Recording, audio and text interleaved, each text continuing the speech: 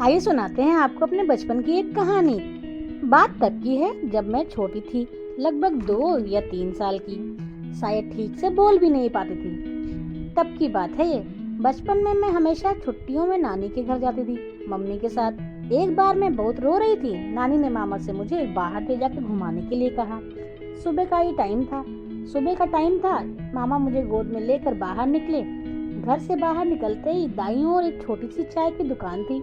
उस दुकान को सब लोग गुप्ता जी की दुकान के नाम से जानते थे। दुकान के सामने एक बेंच पड़ी रहती थी। मामा ने दुकान से अखबार मांगा और उसी बेंच पे बैठकर पढ़ने लग गए।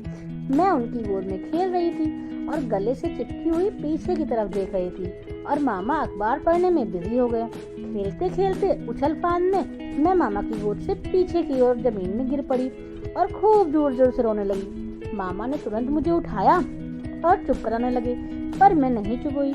मामा बहुत डर गए। उन्होंने सोचा कि घर तो बगल में ही है, यदि नानी को पता चल जाएगा तो वो अभी आज उन्हें बहुत डांटेंगे। मामा ने मुझे एक बड़ा सा गेंद खरीद कर दिया। गेंद पाते ही मैंने रोना बंद कर दिया। घर के पीछे एक पार्क था। मामा मुझे वहां ले गए। बहुत देर तक मैं और मामा पार्क में गेंद खेलते रहे। अब मैं खुश हो गई और अपना रोना धोना भूल गई कि जमीन में गिरने से मेरे सर में थोड़ी सी सूजन भी आ गई थी। थोड़ी देर बाद मामा मुझे घर लेकर आ गए। घर में खेलते खेलते अचानक से मेरी बॉल फूट गई। जब मेरी बॉल फूट गई तो मैंने फिर से अपना सिर पकड़कर खूब रोना शुरू कर दिया। नानी ने देखा कि मेरे सर में छोटा सा गुलम निकल आया है। उन्होंने मामा से पूछा कि क्या हुआ था। फिर मामा को सारी बात बतानी पड़ी और अब नानी ने मामा को खूब डांट लगाई।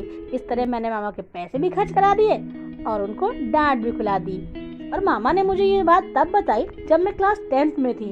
अब मैं सोचती हूँ कि बचपन कैसा होता है। बचपन में मैं कितनी शैतान थी। क्या आपके साथ भी ऐसा कुछ हुआ है? स्टोरी अगर पसंद आई है तो चैनल को लाइक करें, सब्सक्राइब करें और शेयर करें। Thank you.